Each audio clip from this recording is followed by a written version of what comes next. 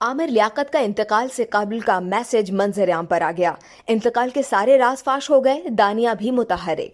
साबिक रुकन कौमी असम्बली और मेजबान डॉक्टर आमिर लियाकत हुसैन की तीसरी अहलिया दानिया मलिक एक बार फिर मुतहरिक नजर आ रही हैं।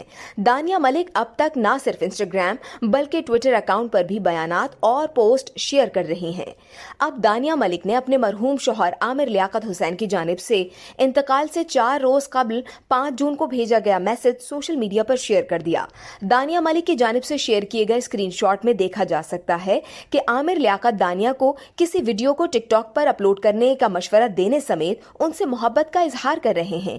ये ट्विटर चैट से लिया गया स्क्रीनशॉट दानिया मलिक ने इंस्टाग्राम पर शेयर करते हुए बताया कि इंतकाल से 4 रोज कबल ये मैसेज भेजा गया।